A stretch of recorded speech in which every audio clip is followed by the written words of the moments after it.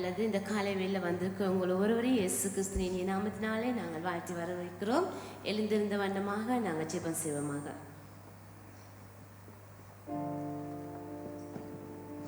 நல்லது. நாங்கள் கண்களை மூடி ஒரு விசை நாங்கள் ஆண்டவருக்கு நன்றி சொல்லுவோமாக. கிருபையினால் நேசிக்கிறதான அருமையான தகப்பனே, அப்பா, அந்த காலை வேளைக்காக உம்மை நன்றியுள்ள மனதோடு ஸ்தோத்திரிக்கிறேன். ஆவியானவரே, உம்முடைய பரிசுத்த ஓய்வினாலே நீங்கள் பொறுப்பெடுக்கும்படியாக ஜெபிக்கிறோம் சுவாமி. ஆண்டவரே, வாஞ்சியோடு வந்த எங்கள் ஒவ்வொருவரையும் சுவாமி உம்முடைய கரத்தை நீட்டி நீர் எங்களை அரவணைத்து கொள்ளும்படியாக நாங்கள் ஜெபிக்கிறோம் ஏசப்பா. ஆண்டவரே, ஆரம்பத்திலிருந்து சுவாமி உம்முடைய வார்த்தை வரைக்கும் ஆண்டவரே நீங்கள் கிரிகை செய்யும்படியாக ஜெபிக்கிறோம் சுவாமி. ஆண்டவரே, நாங்கள் அல்ல சுவாமி, நான் அல்ல ஆண்டவரே, நீங்கள் எங்களிடத்திலிருந்து ஆண்டவரே கிரிகை செய்யும்படியாக ஜெபிக்கிறோம் சுவாமி.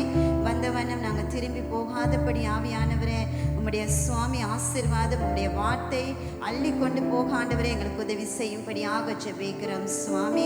கர்த்தாவே, வழி நடத்துகிற ஒவ்வொருவரையும் பொறுப்பெடுங்க சுவாமி. சபையார் ஒவ்வொருவரையும் உடைய கருத்துக்கு அர்ப்பணிக்கிறேன் ஆண்டவரே சுவாமி. கவலை, வேதனை ஆண்டவரே, பிரச்சனை மத்தியில் வந்திருக்க ஒவ்வொருவரையும் சுவாமி நீங்கள் பொறுப்பேடுங்கள், ஆறுதல் கொடுங்கள் சுவாமி. கர்த்தாவே, படிக்கிற ஒவ்வொரு பாடல்களின் ஊடாக சுவாமி அவர்களுடைய மனப்பாரங்களை நீங்கள் இறக்கி வைக்கும்படியாக நாங்கள் ஜெபிக்கிறோம் சுவாமி. ஆலயம் முழுவதும் ஆண்டவரே உம்முடைய பிரசன்னத்தினால் நீ நிரப்பும்படியாக ஜெபிக்கிறோம் சுவாமி. ஆண்டவரே, சந்தோஷத்துடன் ஆண்டவரே ஆவி ஆத்துமா சரீரம் முழுவதுமாக ஆண்டவரே உம்மை துதிக்க உம்மை தொழுது கொள்ள நீர் கொடுத்த இந்த அருமையான சந்தர்ப்பத்துக்காக நாங்கள் நன்றி செலுத்துகிறோம் ஏசப்பா. எங்களை தாழ்த்தி உம்முடைய நாமத்தை நாங்கள் உயர்த்துகிறோம். நீங்களே பொறுப்பெடுங்கள், வழி நடத்துங்க. இயேசுவின் நாமத்தினால் ஜெபிக்கிறோம் ஜீவனுள்ள பிதாவே, ஆமென். நல்லது. இந்த காலை வேளையில் நாங்கள் உற்சாகத்தோடு கூட கரங்களை தட்டி தன்னுடைய நாமத்தை மகிமைப்படுத்தி நாங்கள் சந்தோஷத்தோடு பாடுவோம்.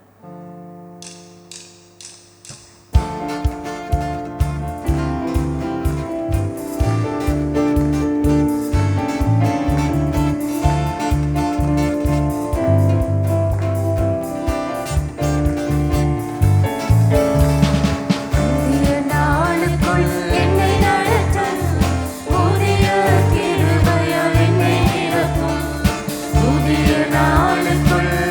நடத்தும்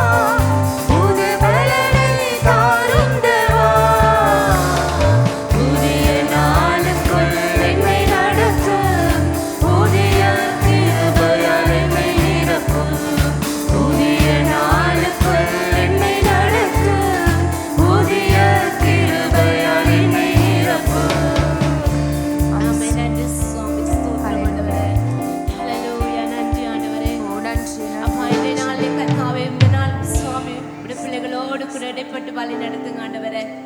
அப்பா சுவாமி, வெட்கத்துக்கு பதிலாக ஆண்டவரே நீர் நன்மையை எங்களுக்கு கொடுக்க தேவன் ஆண்டவரே. ஹல்லேலூயா, உமக்கு ஸ்தோத்திரம் ஆண்டவரே. இந்த நாள் ஆண்டவரே ஒவ்வொரு பிள்ளைகளுக்கும் ஆசீர்வாதமா இருக்கட்டும். இந்த மாதம் ஒவ்வொரு பிள்ளைகளுக்கும் ஆசீர்வாதமா இருக்கட்டும் ஆண்டவரே. ஹல்லேலூயா, நன்றி ஆண்டவரே, ஸ்தோத்திரம். ஹல்லேலூயா, ஹல்லேலூயா. நாங்கள் ஜெபத்தோடு கூட பாடுவோம். ஒரு குடும்பமா இந்த இடத்துல நாங்கள் ஒன்று கூடி இருக்கிறோம். ஒரு குடும்பமாய் கத்தர் பாத்திலே ஒப்புக்கொடும். கர்த்தருடைய வீட்டுக்குள், அப்பாவுடைய வீட்டுக்குள் நாங்கள் வந்திருக்கிறோம். வெட்கப்பட்டு போவதில்லை. எத்தனை துக்கங்கள், பாரங்கள், வேதனைகளோடு கூட வந்தாலும் கூட, என்னென்ன தேவைகளோடு கூட வந்தாலும் கூட, அப்பா வீட்டுக்கு வந்தால், தாய் வீட்டுக்கு வந்தால் எவ்வளவு ஒரு சந்தோஷமோ, அந்த சந்தோஷத்தோடு கூட, அந்த மகிழ்ச்சியோடு கூட நாங்கள் தேவனை ஆராதிப்போம். ஹல்லேலூயா. நன்றி நன்றி ராஜனே.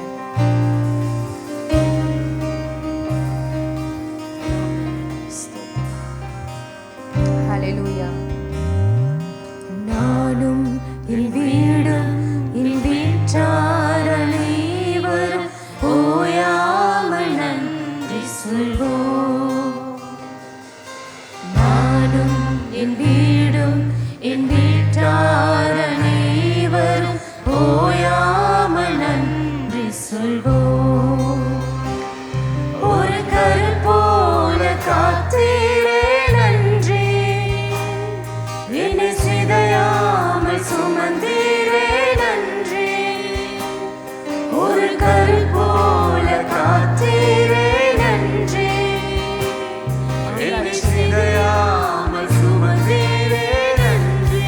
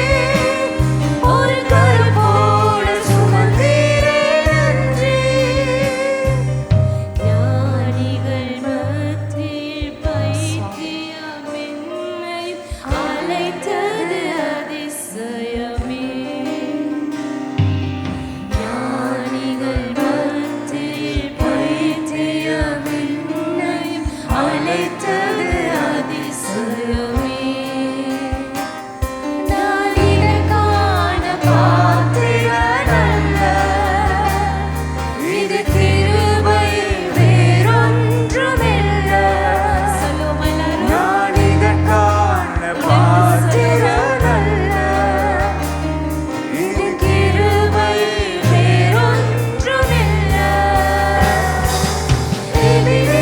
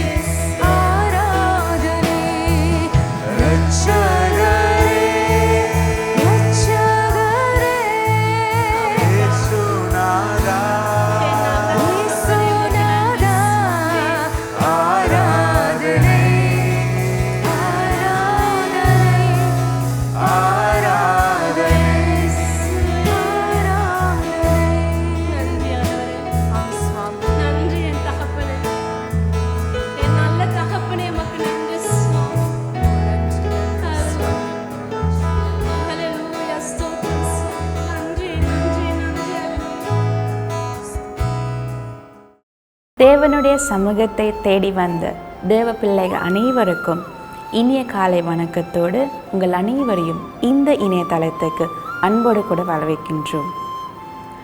துதிகளின் மத்தியில் வாசம் செய்கிறதான நம் தேவாதி தேவனை நீங்கள் எங்கள் சபையோடு இணைந்து ஆராதித்திருப்பீர்கள் என்று நான் நம்புகிறேன். நாங்கள் எந்த நிலையில், எந்த சூழ்நிலையில், எந்த இடத்துல இருந்தாலும் நாம் அவரை உண்மையோடும் முழு உள்ளத்தோடும் முழு ஆத்மாவோடும் துதிக்கும் நேரத்தில் அவர் எங்களோடு வாசம் செய்வாராக. ஆமேன். முக்கியமான அறிவித்தலுக்காக செவி கொடுப்போம். ஒவ்வொரு ஞாயிற்றுக்கிழமை தோறும் காலை 7 மணிக்கு கிள்ளப்பனையில் இருக்கின்ற எங்கள் கல்வாரி சபையில் காலை 7 மணிக்கு தமிழ் ஆராதனை நடைபெறும்.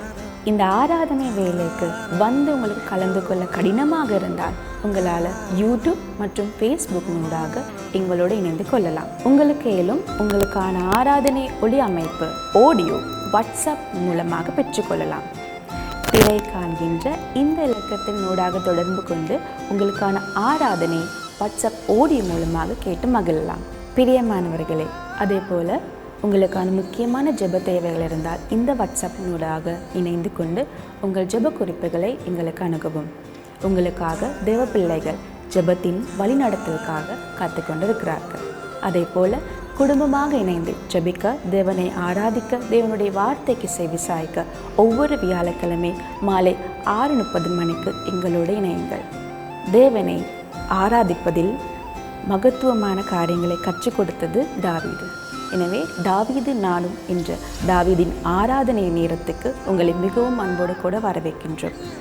ஒவ்வொரு வெள்ளிக்கிழமை தோறும் மாலை 7 மணிக்கு எங்கள் இணையதளத்தில் நடைபெறும். எனவே தேவனை ஆராதிக்க, அவரை தொழுது கொள்ள உங்களை அன்போடு கூட வரவேற்கின்றோம். இப்பொழுது தேவன் உங்களுக்காக வைத்திருக்கிற ஆவிக்குரிய மன்னா, தேவனுடைய செய்திக்காக நாங்கள் அனைவரும் செவிசாய்ப்போம். நன்றி. கர்த்தர் உங்களை ஆசீர்வதிப்பாராக. கர்த்தருடைய பரிசுத்த நாமத்துக்கு ஸ்தோத்திரம் உண்டாவதாக. காலை வேளையிலே நாங்கள் ஆண்டவருடைய வார்த்தையை தியானிக்க முதல் நாங்கள் ஜெபம் செய்வோம். அன்பு இரக்கமுள்ள ஆண்டவரே, ஒரு குடும்பமாக நாங்கள் ஒன்று கூடி ஆராதிக்க தந்த தருணத்துக்காக உமக்கு ஸ்தோத்திரம் அப்பா. தேவனே, உமது வார்த்தையினால் நீர் இந்த உலகத்தை படைத்தீர் ஆண்டவரே. தேவனே, உமது வார்த்தையை நாங்கள் தியானிக்கின்ற வேளையிலும் ஆவியானவரே, நீர் வந்து அசைவாடும்படி நாங்கள் ஜெபிக்கிறோம் ஆண்டவரே. நீர் நமது உள்ளத்தில் பேசும்படி இயேசுவின் நாமத்திலே ஜெபிக்கிறோம். ஆமென். தேவனுடைய வார்த்தையை தியானிக்கும் முகமாக நாங்கள் திருப்பிக் கொள்ளுவோம். ஆதியாகமம் 4ஆம் அதிகாரம் 1ஆம் வசனத்திலிருந்து 7ஆம் வசனம் வரை நாங்கள் தியானிப்போம். எழுந்து நின்று நாங்கள் வாசிப்போமா? ஆதாம் தன் மனைவியாகிய ஏவாளை அறிந்தான். அவள் கர்ப்பவதியாகி காயீனை பெற்று, கர்த்தரால் ஒரு மனுஷனை பெற்றேன் என்றாள். பின்பு அவனுடைய சகோதரனாகிய ஆபேலை பெற்றாள். ஆபேல் ஆடுகளை மேய்க்கிறவனானான். காயின் நிலத்தை பயிரிடுவன் ஆனான். சில நாள் சென்ற பின்பு காயின் நிலத்தின் கனிகளை கர்த்தருக்கு காணிக்கையாக கொண்டு வந்தான். ஆபேலும் தன் மந்தையில் தலையீற்றுகளிலும் அவைகளில் கொழுமையானவைகளிலும் சிலவற்றை கொண்டு வந்தான். ஆபேலையும் அவன் காணிக்கையும் கர்த்தர் அங்கீகரித்தார். காயினையும் அவன் காணிக்கையும் அவர் அங்கீகரிக்கவில்லை. அப்பொழுது காயினுக்கு மிகவும் எரிச்சல் உண்டாகி அவன் முகநாடி வேறுபட்டது. அப்பொழுது கர்த்தர் காயினை நோக்கி, உனக்கு ஏன் எரிச்சல் உண்டாயிற்று? ஏன் முகநாடி அது வேறுபட்டது? நீ நன்மை செய்தால் மேன்மை இல்லையோ? நீ நன்மை செய்யாதிருந்தால் பாவம் வாசற்படியில் படுத்திருக்கும். அவன் ஆசை உன்னை பற்றி இருக்கும். நீ அவனை ஆண்டு கொள்ளுவாய் என்றார்.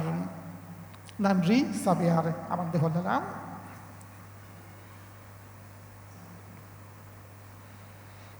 இந்த கதை சில வேளை உங்களுக்கு தெரிந்திருக்கலாம். ஏனென்றால் சண்டே ஸ்கூல் நாட்களில் எல்லாம் எப்பொழுதும் படித்து கொடுக்கிறதான் ஆதியாகம பகுதியில் இருந்து தேவன் எப்படி உலகத்தை படைத்தார், எப்படி உலகத்துக்குள்ளே பாவம் வந்தது, எப்படி முதல் மனுஷராகிய ஆதாம் ஏவாள் அவர்களுக்கு 2 குமாரர்கள் இருந்தால் இந்த கதைகளை நீங்கள் கேள்விப்பட்டிருக்கலாம். இதில் நாங்கள் பார்க்கிறோம் எப்படி 2 சகோதரர், மூத்த சகோதரனுக்கு பேர் காயின், 2வது மகனுக்கு பேர் ஆபேல். இவர்கள் இருவரும் எப்படி ஒரு நாள் தேவனுக்கு அவர்கள் காணிக்கையை கொண்டு வந்தார்கள். 2 பேரும் வித்தியாசமான தொழில் செய்கிறவர்களாய் இருந்தார்கள். காயின் அவன் நிலத்திலே விதைக்கிறவனாயும், ஆபேல் அவன் ஆடுகளை மேய்க்கிறவனாயும் இருந்தான். இவர்கள் 2 பேரும் ஆண்டவருக்கு காணிக்கையை கொண்டு வந்தார்கள். ஆனால் தேவன் காயினின் காணிக்கையை அவர் ஏற்றுக்கொள்ளவில்லை. ஆனால் ஆபேலின் காணிக்கையை அவர் ஏற்றுக்கொண்டார். இந்த நிமித்தம் நாங்கள் பார்க்கிறோம் எப்படி காயினுக்கு கோபம் வருகிறது என்று. இவர்கள் 2 பேரும் அவர்களுடைய தொழிலை நன்கு அறிந்தவர்களாய் இருந்திருப்பார்கள். என்றால் காயின் நிலத்தில் விதைக்கிறவனாய் இருந்தால் அவன் பிரயாசப்பட்டு கஷ்டப்பட்டு வேலை செய்ய வேண்டும். ஒவ்வொரு நாளும் அவன் தோட்டத்துக்கு சென்று அவன் பார்க்கிற அந்த பயிர்களாக இருக்கலாம், தானியங்களாக இருக்கலாம், அதுக்கு அவன் தண்ணி ஊற்ற வேண்டும், அதுக்கு அவன் பசலை போட வேண்டும், அத்துடன் அந்த மரங்களை வளரும் பொழுது செடிகளை அவனுக்கு வெட்ட வேண்டி இருக்கும், அதை பராமரிக்க வேண்டி இருக்கும். இந்த காரியங்களை அவன் செய்ய வேண்டும். எத்தனை பேர் நீங்கள் வீட்டிலே பூச்சாடிகளிலே நீங்கள் மரங்களை வைத்திருக்கிறீர்கள்? ஒரு நாள் 2 நாள் தண்ணி ஊட்டாம விட்டா அப்படி இருக்கும், வாடி போயிடும். தொடர்ந்து தண்ணி ஊற்றினால்தான் அதிலே பூக்கள் வரும். அல்லது நீங்கள் சின்ன மரக்கறிகளை நட்டிருந்தால் அதிலேருந்து காய்கள் பழங்கள் வர முடியும். ஆகவே காயின் ஒவ்வொரு நாளும் அவன் பிரயாசப்பட்டு இந்த வேலையை அவன் செய்ய வேண்டும். செய்தால்தான் அவனுக்கு தானியங்கள் வரும். ஆனால் இதிலே நாங்கள் பார்க்கிறோம், அவனுக்கு அப்படி பிரயாசப்பட்டு வேலை செய்து அவனுடைய பலனை அவன் கொண்டு வந்தான். அவனுக்கு அந்த பயிரிலிருந்து அவனுக்கு தானியங்களோ வரக்கறியோ வந்தது, அதை கொண்டு வந்தான். அதை அவன் தண்ணி ஊற்றாமல் விட்டு அவன் அவற்றை கவனிக்காமல் விட்டிருந்தான் என்றால் அதிலிருந்து அவனுக்கு காய்கறிகளோ ஒன்றும் வந்திருக்காது. அதை செய்ததினால்தான் அவனுக்கு கொண்டு வரக்கூடியதாய் இருந்தது. அதை கொண்டு வந்து அவன் கொடுத்தான். அதை போலதான் அவனுடைய சகோதரனான ஆபேல், அவன் ஆடுகளை மேய்க்கிறவனாயிருந்தான். அவனும் காயினை போல ஒவ்வொரு நாளும் அவன் வேலை செய்ய வேண்டும். காலையிலே எழுந்து அவன் ஆடுகளை கொண்டு போய் அவன் புல் இருக்கிற இடங்களில் விட வேண்டும். எல்லா நாட்களும் செழிப்பாயிருக்காது. வறட்சியான நாட்கள்ல சில வேளை அவன் தேடிக்கொண்டு போக வேணும், ஆடுகளுக்கு எண்ணத்தை கொடுக்க வேண்டும் என்று. ஒவ்வொரு நாளும் அவன் ஆடுகளுக்கு தவிடு மற்றும் ஒவ்வொரு சாப்பாடு வகைகளை அவன் கொடுக்க வேண்டும். இப்படி அவனும் பிரயாசப்பட்டு அவனும் வேலை செய்தான். ஆனால் இந்த வசனத்திலே நாங்கள் பார்க்கிறோம், 2 பேரும் கொடுத்த காணிக்கையில் ஒரு வித்தியாசம் இருக்கின்றது. அதாவது இந்த நாங்கள் பார்த்தோம் என்றால் 3ஆம் வசனத்தில், சில நாள் சென்றபோது காயின் நிலத்தின் கனிகளை கர்த்தருக்கு காணிக்கையாக கொண்டு வந்தான். நிலத்தின் கனிகள் என்று மட்டும்தான் சொல்லப்படுகிறது. தொடர்ந்து வாசிப்போம் என்றால், ஆபேலும் தன் மண்டையில் தலையீட்டுகளிலும் அவைகளில் கொழுமையானவைகளையும் சிலவற்றை கொண்டு வந்தான் என்பதாக. என்ன வித்தியாசத்தை நாங்கள் காண்கிறோம்? காயின் சிலத்தை கொண்டு வந்தான், ஆனால் ஆபேல் கொழுமையானவைகளை கொண்டு வந்தான் என்று சொல்லப்படுகிறது. இதில் என்ன எங்களுக்கு தெரிய வருகிறது என்றால், காயின் கொடுத்த காணிக்கை ஒரு சிறந்த காணிக்கையாக இருக்கவில்லை, ஆனால் ஆபேல் கொடுத்த காணிக்கை ஒரு சிறந்த காணிக்கையாய் இருந்தது. அவன் கொழுமையானவர்கள் என்று சொல்லும் பொழுது அவன் கர்த்தருக்கு கொண்டு வந்தது, ஒருவேளை அவனுக்குள்ளே இருந்த ஆடுகளுக்குள்ளே மிகவும் சிறந்த ஆடை கொண்டு வந்தான்.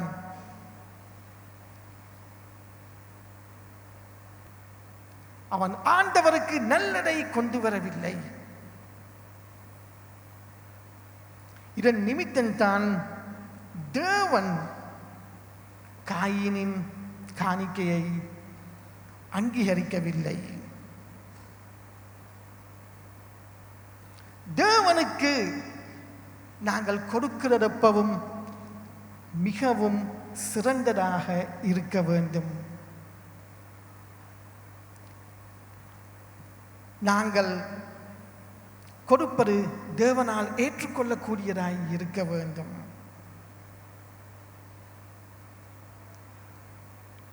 எப்படி இருக்கும் எங்களுக்கு சொல்லுவோம். 2 பேர் எங்களுக்கு அழைப்பு தருகிறார்கள். அவர்களுடைய பிறந்த நாளுக்கு நாங்கள் அங்கே பிறந்த நாளுக்கு நாங்கள் செல்லுகிறோம்.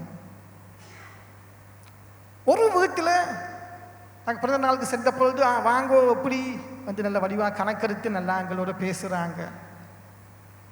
அடுத்த வீட்டில் நாங்கள் போகும் பொழுது எங்களை கணக்கெடுக்காம வந்தீங்களா அங்கே உட்காருங்க, அங்கே சாப்பாடு கட்டு சாப்பிட்டு போங்க அப்படின்னு சொன்னால் எங்களுக்கு எப்படி இருக்கும்? எங்களுக்கு விருப்பம் வராது.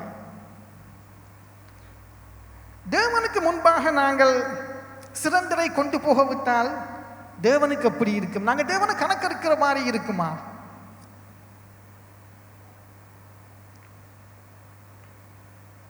நாங்கள் தேவனுக்கு சிறந்ததை கொடுக்க வேண்டும். எங்களுக்கு நமது நேரங்களில் நாங்கள் சிறந்த நேரத்தை தேவனுக்கு கொடுக்க வேண்டும். ஒவ்வொரு நாளும் 24 மணி நேரம் இருக்கின்றது. நாங்கள் காலையிலே எழுந்து நாங்கள் வேலைக்கு அல்ல பாடசாலைக்கு போக ரெடியாகி ஓடிவிட்டு பிறகு கிளாஸுக்கு போயிட்டு அல்லது வேலையெல்லாம் முடிந்து வீட்டை வந்து கொஞ்சம் நேரம் ரிலாக்ஸ் ஆகி கேட்க இப்போ தான் கொஞ்சம் டிவியை பார்க்கலாம்னு 2 ஹவர் நல்லா டிவியை பார்த்து விட்டு பிறகு சாப்பிட்டாச்சு இப்போ தூங்க போகும்போது நான் கொஞ்சம் நேரம் டக்குன்னு இருக்கா வேதத்தை வாசிப்போம் வந்து வாசித்து கொண்டிருக்கே தூங்கம் வரும், அப்படியே தூக்கம் போய்விடும். அது தேவனுக்கு கொடுக்கிற சிறந்த நேரமா?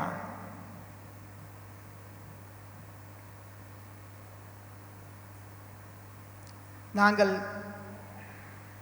நமது வேலைகளுக்கு சிறந்த நேரத்தை கொடுப்போம். பஸ் ஒரு கால் கொடுத்தாருந்தா எழும்பி வீட்டில் இருந்தாலும் வலித்து கொண்டு ஓடிடுவோம். ஸ்கூலுக்கு நாங்கள் போகணும் என்றால் உடனே போயிடுவோம், கிளாஸுக்கு போகணும் என்றால் போய்விடுவோம்.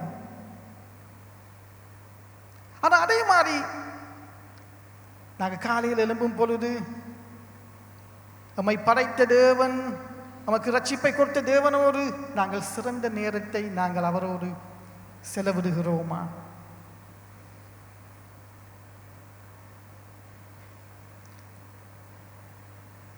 நாங்கள் தேவனுக்காக செய்கிற காரியங்கள் சிறந்ததாக இருக்கிறதா? நாங்கள் தேவனுக்காக செய்கிற ஊழியங்கள் சிறந்ததாக இருக்கிறதா? ஒரு ஹோம்செல் தலைவராய் இருந்து கொண்டு ஹோம்செல் 7 மணிக்கு என்றால் 7:05 7:10 தான் ஒரு கிழமை ஹோம்செலுக்கு போகிறது. அது தேவனுக்கு சிறந்ததை கொடுக்கிறதா இருக்கிறதா?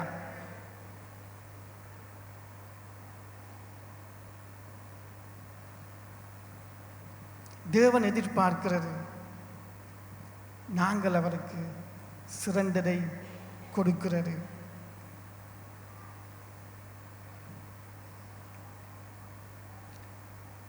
ஆபேல் அவன் சிறந்ததை கொடுத்தான். அதுக்காக சிறந்ததை கொடுப்பதற்கு இலகுவான காரியம் அல்ல. அதுக்காக நிச்சயமாக அவனிடம் ஒரு ஒழுக்கம் ஒன்று இருந்திருக்கும். அதாவது அவன் அந்த ஆடுகளை அவன் பராமரிக்கும் பொழுதே அவன் யோசித்திருப்பான். ஒவ்வொரு ஆடுகளையும் வடிவா பராமரித்து கொண்டு வந்திருப்பான். பராமரித்து கொண்டு வரும்பொழுது அவனுக்கு தெரியும் எந்த ஆடு சிறந்த ஆடா இருக்க போகிறது என்று. அப்பவே அவன் தீர்மானம் எடுத்திருப்பான், இந்த ஆடு நான் ஆண்டவருக்குத்தான் கொடுக்க போகிறேன். ஆகவே அவன் அதை நன்றாக அவன் தொடர்ந்து பராமரித்திருப்பான். அவனுக்குள்ளே ஒரு ஒழுக்கம் இருந்திருக்கும். அதாவது அவன் காலையிலே எழுந்து அவனுடைய வேலைகளை ஒன்றையும் திட்டமிட்டு சிறப்பாக அவன் செய்திருப்பான். அதன் நிமித்தம் அவனுக்கு சிறந்த காணிக்கையை கொடுப்பதற்கு எந்தவித சவாலும் அவனுக்கு இருந்திருக்காது. அவன் தயங்காமல் அதை கொடுத்திருப்பான். நான் நம்புகின்றேன் அவனுக்குள்ளே இருந்த ஆடுகளிலே அநேகமாக எல்லா ஆடுகளும் ஓரளவுக்கு கொழுமையாய்த்தான் இருந்திருக்கும். இதில் அவனுக்குள்ளே அந்த ஒழுக்கம் அவன் கற்றுக்கொண்டிருப்பான். அந்த இருந்த கொழுமையானவைகளுக்குள்ளே கொழுமையான ஆட்டைத்தான் அவன் ஆண்டவருக்கு கொடுத்தான். நமது வாழ்க்கையிலும் கூட நாங்கள் சிறந்ததை தேவனுக்கு கொடுக்க வேண்டும் என்றால் எப்படி ஆபேலுக்கு அந்த ஒழுக்கம் இருந்ததோ அந்த ஒழுக்கத்தையும் எமது வாழ்வில் நாங்கள் பின்பற்ற வேண்டும். நாங்கள் ஒழுக்கமாய் இருந்தால்தான் நாங்கள் தேவனுக்கு சிறந்ததை கொடுக்க முடியும். தொடர்ந்து நாங்கள் இந்த கரையிலே பார்ப்போம் என்றால்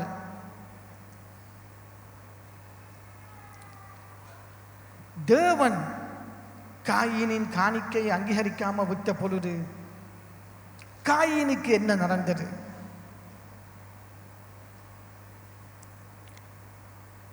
நாங்கள் பார்க்கிறோம்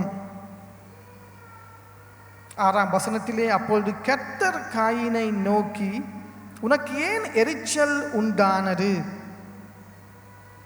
முதலாவது கேள்வி தேவனாரை பார்த்து கேட்கிறார்,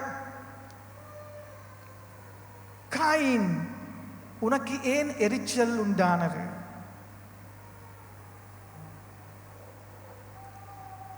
காயினுக்கு இப்ப இருக்கிற பிரச்சனை என்ன? தேவன் அவன் காணிக்கை அங்கீகரிக்கவில்லை. அவன் மூத்த மகன், 2வது மகன் ஆபேல் இந்த காணிக்கையை தேவன் அங்கீகரித்திருக்கிறார். இப்ப அவனை ஆசீர்வதித்திருக்கிறார். நான் தான் மூத்த மகன், நான் தான் அண்ணன், எனக்கு பிறகு பிறந்த தம்பி, அவன் சின்னத்தில் அவனை தூக்கி பார்த்தவன் நான் தான் ஓடித்திரிந்தான். இப்ப தேவன் அவனை ஆசீர்வதிச்சு நான் இங்க இருக்கிறேன், அவன் இங்க போயிட்டான். அவனுக்கு எரிச்சல் உண்டாகிறது. ஏண்டால் அவனுடைய தம்பி ஆபேல் தேவன் அவனுடைய காணிக்கை அங்கீகரித்தினால் அவன் ஆசீர்வதிக்கப்பட்டான். ஆனால் காயினுக்கு அந்த ஆசீர்வாதம் வரவில்லை. அதன் நிமித்தம் அவனுக்கு எரிச்சல் உண்டாகிறது. தேவன் அவனை பார்த்து கேட்கிறார், ஏன் நோக்கி எரிச்சல் உண்டாகிறது? சில வேளையில் எங்களுக்கும் இருக்கிற சவால்,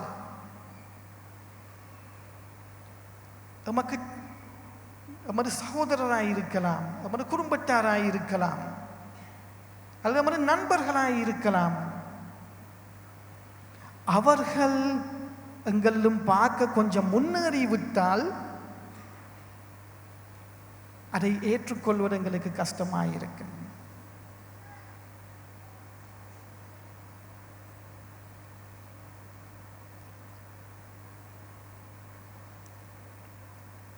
காயீனுக்கு இப்ப இருக்கிற பிரச்சனை பொறாமை. தம்பி இப்ப பெரியவன் ஆகிட்டான். தொடர்ந்து தேவன்கிட்ட கேட்கிறாரு, உந்த முகநாடி ஏன் வேறுபட்டது? இப்ப ஏன் உந்த முகம் வித்தியாசமாய் இருக்கிறது?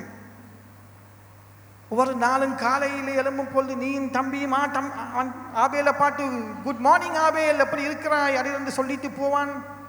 இப்ப காலையில் எழும்புறான், ஆபேல பாட்டு குட் மார்னிங் சொல்லல, இப்படித்தான் போய் திரிகிறான். முகநாடி வேறுபட்டுரு, முகம் அவன் மாறிட்டுரு. ஏன் முகம் மாறி இருக்கு? அவனுடைய தம்பியார் இப்ப ஆசீர்வதிக்கப்பட்டுட்டான், தம்பி இப்ப உயர்த்தப்பட்டு விட்டான். அதை அவனுக்கு ஏற்றுக்கொள்ள முடியவில்லை. சில வருடங்களுக்கு முன்பாக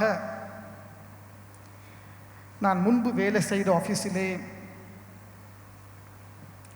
என்னது மட்டத்தில் என்னோடு வேலை செய்து கொண்டொரு நபர் இருந்தார். அவர் என்னிலும் பார்க்க வேலை நல்லா அவர் செய்தார். அவர் எந்த ஒரு மட்டத்தில் இருந்தார். அவர் வேலை நல்லா செய்ததின் காரணமாக ஒரு நாள் அவருக்கு ப்ரமோஷன் வந்துவிட்டது. அவருக்கு ப்ரமோஷன் கிடைச்சாண்டு நான் இப்படி இருப்பேன், அவர் முன்னுக்கு இருப்பார், நல்லா பேசுவோம், எல்லாம் செய்வோம். அவருக்கு ப்ரமோஷன் கிடைச்ச நாளன்று இந்த முகநாடி வேறுபட்டது. ஓ, இவனுக்கு ப்ரமோஷன் வந்துட்டு எந்த மட்டத்தில் தான் இருந்தான், இப்ப இவன் முன்னேறிட்டான். அதை ஏற்றுக்கொள்ள எனக்கு கஷ்டமாயிருந்தது.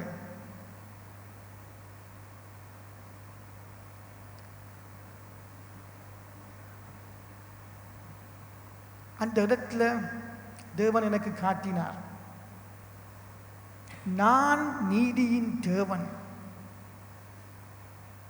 நான் நீதியின் தேவன். அவன் ஒன்னிலும் பார்க்க நல்லா வேலை செஞ்சான், ஆகவே அவனுக்கு ப்ரமோஷன் கிடைக்கிறது. நீ என்னை அறிந்தவனாய் இருந்தாலும் நீயும் அவனை போல வேலை செய்தாட்டால் உனக்கு ப்ரமோஷன் கிடைக்கும். அவன் என்னை அறியாதவனாய் இருந்தாலும் அவன் பிரயாசப்பட்டு எனது நீதிக்கு கீழ்ப்படிஞ்சு அவன் வேலை செய்ததின் காரணமாக அவன் உயர்த்தப்பட்டான்.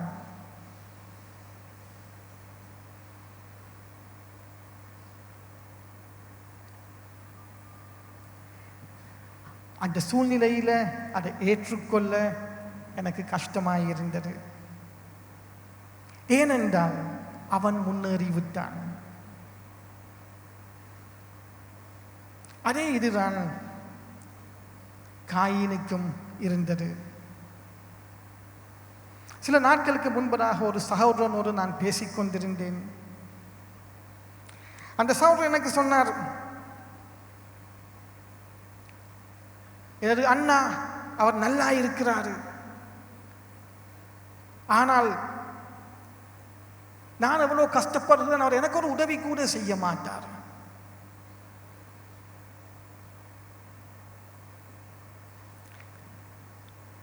அந்த இடத்துல நான் அவர்கிட்ட கேட்கிறேன், தேவன் உங்களது தேவைகளை சந்திப்பார். நீங்க அண்ணா நல்லா இருந்தா நீங்கள் ஆண்டவரை ஸ்தோத்திரியுங்கள். இந்த நமது கலாச்சாரத்திலே சில வழக்கங்கள் உண்டு. குடும்பத்தார் மற்றவர்களுக்கு உதவி செய்வதுண்டு, அது கட்டாயம் நடக்க வேண்டும். ஆனால் சில வேளையில் நாங்கள் யோசிப்பது, அந்த உதவி எங்களுக்கு வர வேண்டியது உரிமை என்பதாக. ஆனால் ஆண்டோட வார்த்தையோடு பார்க்கும் பொழுது அப்படி ஒரு உரிமையும் இல்லை. ஒருவர் இன்னொரு உதவி செய்ய வேண்டியது, அது ஆண்டோட வார்த்தையில் சொல்லி இருக்கிறது, ஆவியானவர் வழிநடத்துகிறபடி அந்த உதவிகளை செய்ய வேண்டும். அதில் எந்தவித தப்பும் இல்லை. ஆனால் அது ஒன்று யோசிக்கிறது, மற்றவர் கட்டாயம் உதவி செய்ய வேண்டும் எனக்கென்று யோசிக்கிறது, எனக்கு ஒரு உரிமை இருக்கென்று யோசிக்கிறது, அது ஆண்டவருக்கு முன்பாக தப்பாக இருக்கிற காரியம்.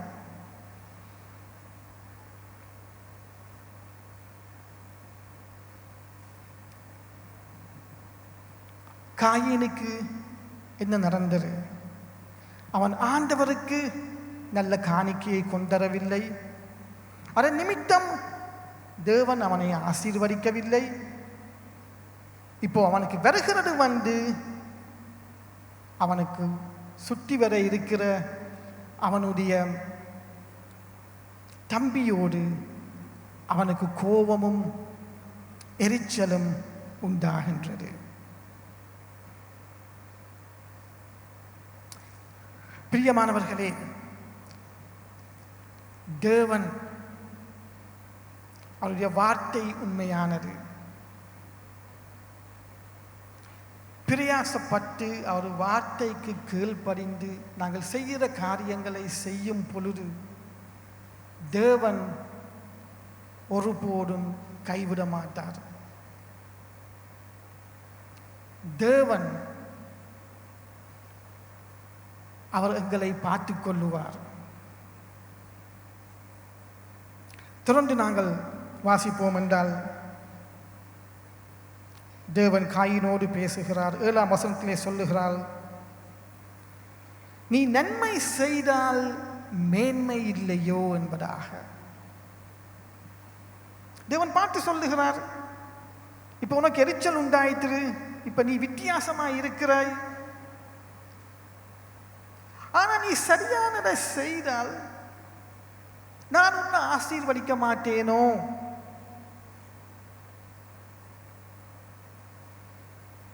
தேவன் அவனோடு நேராக அவனுக்கு பேசுகிறான்.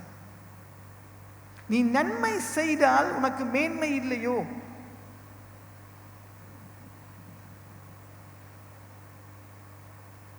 சரியானதை செய்யும் பொழுது தேவன் ஆசீர்வதிக்கிறவராய் இருக்கிறார். அவருடைய வார்த்தைக்கு கீழ்ப்படிந்து நாங்கள் அவருக்கு சிறந்த நேரத்தை அவருக்கு கொடுத்தோம் என்றால், அவருக்காக செய்கிற காரியங்களை சிறப்பாக நாங்கள் செய்வோம் என்றால், நிச்சயமாக ஆண்டவர் ஆசீர்வதிப்பார். எனக்கு தெரிந்த ஒரு குடும்பத்தார் இருக்கிறார்கள். அந்த குடும்பத்தார் தலைவன், அவன் அப்பா அம்மா, அவனுக்கு 3 பிள்ளைகள். அதிலே அந்த குடும்பம் நன்றாக ஆசீர்வதிக்கப்பட்டிருக்கிறார்கள். இப்போ நான் ஒரு நாள் அவரிடம் கேட்டேன், உங்களோட குடும்பம் இப்படி ஆசீர்வதிக்கப்பட்டு உங்களோட பிள்ளைகள் கர்த்தருக்குள்ளே ஆண்டவரை விரும்பி செய்கிறதுக்கு என்ன காரணம் என்று நீங்கள் சொல்ல முடியும் என்று நான் கேட்டேன். அதற்கு அவர் சொன்ன காரியம்தான், நானும் எனது மனைவியும் திருமணம் முடித்த நாளிலிருந்து இன்று வரை ஒவ்வொரு நாளும் காலையிலே நாங்கள் எழுந்து ஜெபிப்போம். நாங்கள் எங்கள் பிள்ளைகள் சிறிதாக இருக்கும் பொழுது அவர்களுக்காக ஜெபிப்போம். இன்றைக்கும் நான் தொடர்ந்து அவர்களுக்காக ஜெபிக்கிறேன். எனது மூத்த மகன் வேலைக்கு போக தொடங்கும் பொழுது அங்கே அவனுக்கு வேலை செய்கிற இடங்களிலே ஆண்டவர் அறியாதவர்கள் அநேகர் இருந்தார்கள். ஆஃபீஸாலே அவன் பாட்டியலுக்கெல்லாம் போவான். ஆனால் எனக்கு தெரியும், எனது மகன், நான் அவனுக்காக ஜெபிச்சிருக்கிறேன், அவன் பிழையான பாதையில் போக மாட்டான் என்று. அதை போல் அவன் இன்று வரை அப்படி அவன் போயில்லை. அதை போல் நான் என்று மற்ற பிள்ளைகளுக்காகவும் நான் எனக்கு தெரியும் அவர்கள் தப்பான வழியிலே போக மாட்டார்கள் என்றால் ஒவ்வொரு நாளும் காலையிலே நானும் எனது மனைவியும் எழுந்து நமது பிள்ளைகளுக்காக நாங்கள் ஜெபிப்போம் என்று சொன்னார். அவர் அந்த பதிலை சொல்லும் பொழுது நான் இதில் அறியக்கூடியது என்றால் அவர் சிறந்த நேரத்தை தேவனுக்கு கொடுத்திருக்கிறார். அதன் நிமித்தம் தேவன் அவரையும் அவருடைய குடும்பத்தையும் ஆசீர்வதித்திருக்கிறார். நாங்கள் நமது வாழ்விலும் கூட நாங்கள் சிறந்த நேரத்தை தேவனுக்கு கொடுப்போம் என்றால் என்ன நடக்கும் என்றால் எங்களுக்கு இருக்கிற மற்ற பிரச்சனைகள் எவ்வளோ குறைந்து போய்விடும். நான் கூட இவர் சொன்னது போல எப்படி அந்த ஆஃபீஸிலே எனக்கு முன்னுக்கு இருந்த நண்பனுக்கு ப்ரமோஷன் உயர்வு கிடைத்தது பொழுது நான் எப்படி முகநாடி வேறுபட்டு நான் இருந்தேனோ அதை நான் மீண்டும் மீண்டும் நான் அதை யோசித்து பார்க்கும் பொழுது எனக்கு அவனோட கூட கோபம் வந்ததற்கு எல்லாத்துக்கும் காரணம் நான் தேவனுக்கு பிரியமாக நான் சிறப்பாக எனது வேலையை செய்யவில்லை. நான் சிறப்பாக அந்த வேலையை செய்திருந்தால் எனக்கும் அவனுக்கும் அந்த பிரச்சனையும் வந்திருக்காரு. நானும் அவனோடு எந்தவித கோபப்பட்டிருக்க மாட்டேன். அந்த பிரச்சனைக்கு முழு காரணம் நானாய்த்தான் இருந்தேன். அது அந்த சூழ்நிலைக்கு வந்த காரணம் எனது வேலையை நான் ஒழுங்காக செய்யாததின் காரணமாக.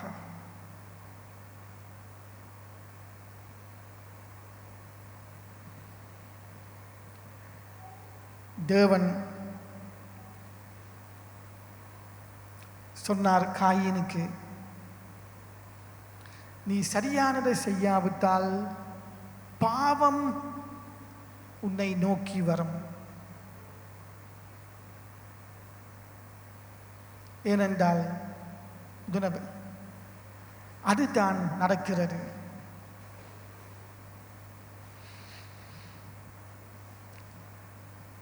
சில வருடங்களாக நான்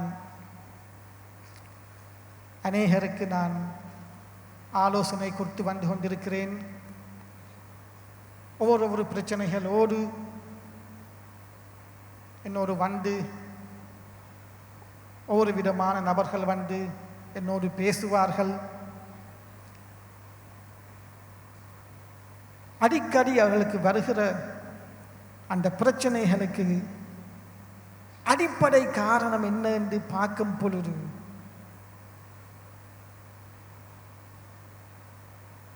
அவர்கள் தேவனுக்கு கொடுக்க வேண்டிய சிறந்த நேரத்தை கொடுக்கவில்லை. கிட்டத்தட்ட இப்போ ஒரு 4 வருடமா ஒருவரோடு நான் ஆலோசனை கொடுத்து கொண்டு வருகிறேன். ஒரு சகோதரியோடு. அந்த சகோதரிக்கு குடும்பத்திலே பிரச்சனை இருக்கின்றது. போன கிழமை கூட நான் அவளோடு பேசிக்கொண்டிருந்தேன். அந்த சகோதரிக்கு நான் எத்தனையோ முறை நான் சொன்னேன், நீங்கள் சபைக்கு சென்று அதனுடைய வார்த்தையை கற்றுக்கொண்டு அந்த வார்த்தைக்கு கீழ்ப்படியுங்கள் என்று. ஆனால் அவள் எதிர்பார்க்கிறது அவள் பிரச்சனைக்கு உடனடியாக ஏதாவது ஒரு முடிவு வர வேண்டும் என்று அடிக்கடி கால் பண்ணி சொல்லுவா, ஐயோ இந்த பிரச்சனைக்கு முடிவில்லை, ஒரே போயிட்டு இருக்கு. மீண்டும் நான் சொல்கிற சகோதரியே, நீங்கள் சபைக்கு போங்க, தேவனுடைய வார்த்தையை கேளுங்க. சபையில் நீங்கள் தேவனுக்கு போய் சென்று அந்த வார்த்தையை கேட்டதின்படி கீழ்ப்படியுங்க, உங்களோட பிரச்சனை சரி வரும் என்று. ஆனால் இன்னும் அந்த வார்த்தைக்கு அவ கீழ்ப்படியவில்லை. இன்னும் அதே சூழ்நிலையில் தான் அவ இருக்கிறார். அதுக்கான காரணம் அவ சிறந்த நேரத்தை தேவனுக்கு இன்னும் கொடுக்கவில்லை. அதன் நிமித்தம் அந்த பிரச்சனை தொடர்ந்து போய்கொண்டிருக்கின்றது. தேவன் எமது வாழ்க்கையில் எதிர்பார்ப்பது நாங்கள் ஆபேலை போல இருப்பது. நாங்கள் எல்லாரும் பலவீனர்கள். நாங்கள் ஒவ்வொருவரும் நாங்கள் பரிபூர்ணமானவர்கள் அல்ல. ஆனால் தேவனின் கிருபையினாலே நமது வாழ்க்கையை நாங்கள் ஒரு ஒழுக்கமான வாழ்க்கையாக நாங்கள் மாற்ற முடியும்.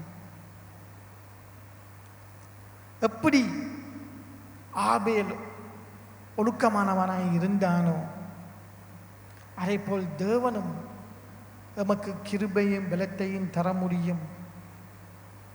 எமது வாழ்க்கையும் ஆபேலின் வாழ்க்கையைப் போல எமது வாழ்க்கையும் அப்படி மாறும் பொழுது, எப்படி தேவன் ஆபேலை ஆசீர்வதித்தாரோ அப்படி தேவன் எங்களையும் ஆசீர்வதிக்க வல்லவராய் இருக்கிறார். நாங்கள் தலைகளை தாய்ந்து சிறிது நேரம் நம்மை நாங்கள் ஆராய்ந்து பார்ப்போம்.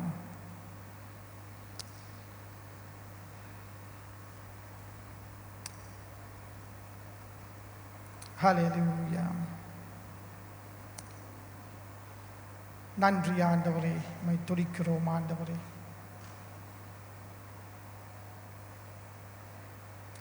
தேவனே, இந்த காலை வேளையிலே ஆண்டவரே, நமது உள்ளத்தில் ஆண்டவரே நீர் அசைவாடும்படி கேட்கிறோம் ஆண்டவரே. ஹல்லேலூயா.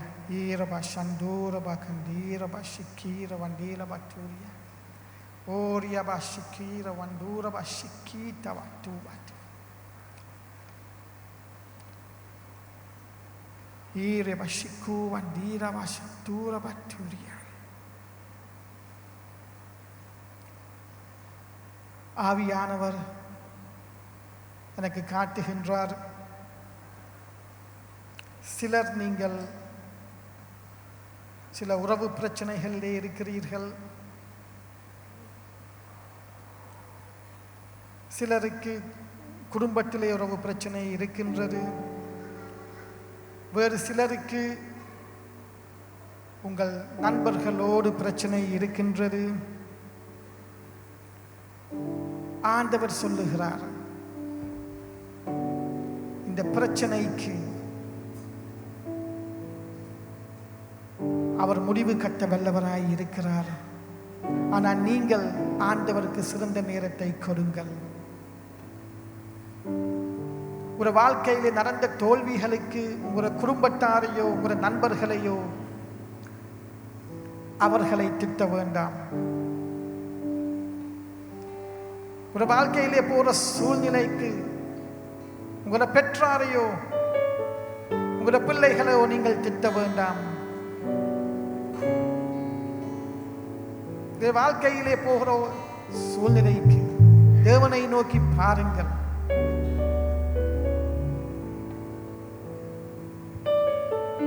தேவனிடம் சொல்லுங்கள், தேவனே என்னை மன்னியும்,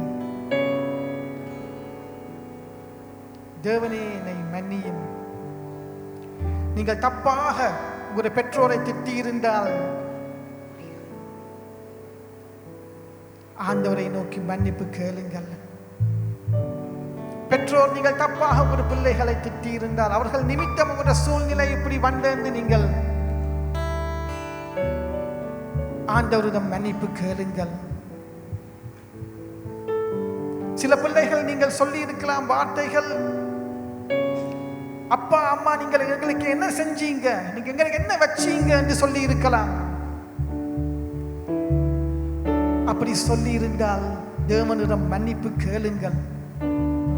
ஆண்டவர் உங்களுக்கு இன்றைக்கு சொல்லுவதாவது, நீ நன்மை செய்தால் உனக்கு மேன்மை இல்லையோ, நீ சரியானதை செய்தால் நான் உன்னை உயர்த்த மாட்டேனோ. நீ மற்றவர்களை திட்ட வேண்டாம்.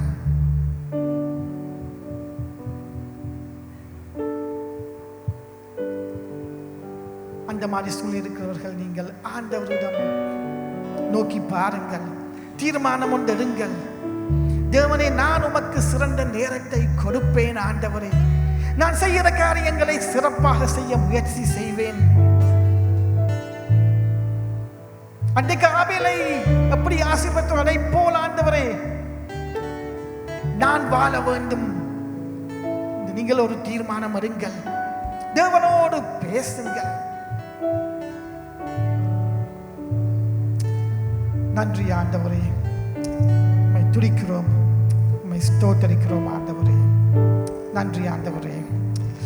நாங்கள் எழுந்திருந்து நாங்கள் இந்த வேளையிலே நாங்கள் ஆண்டவரை நமஸ்கரிப்போம்.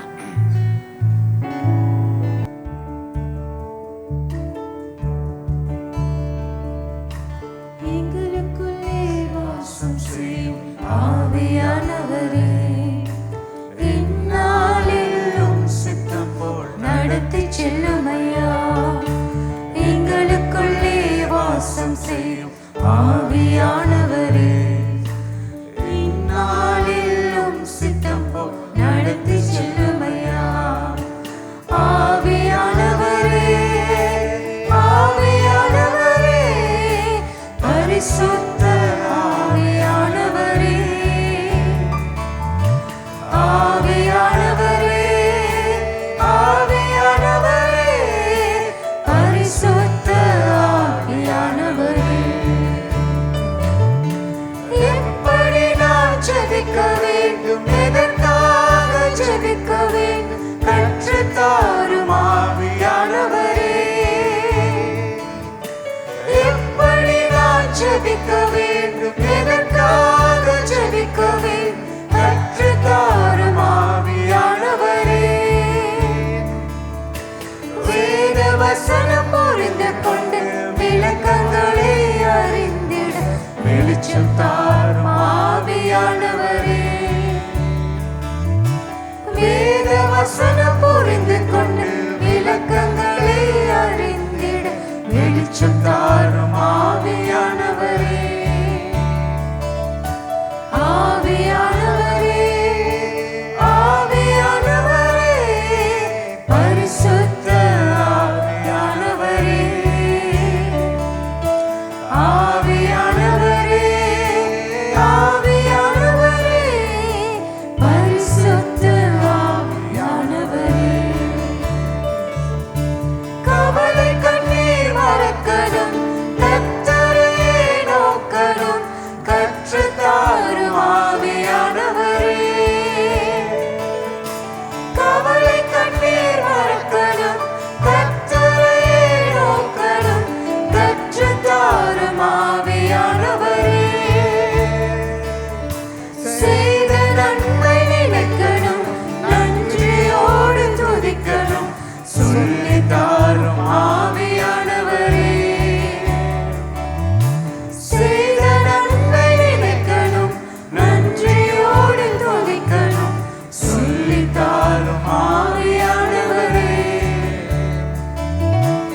ஆவியானவரே, ஆவியானவரே, பரிசுத்த ஆவியானவரே,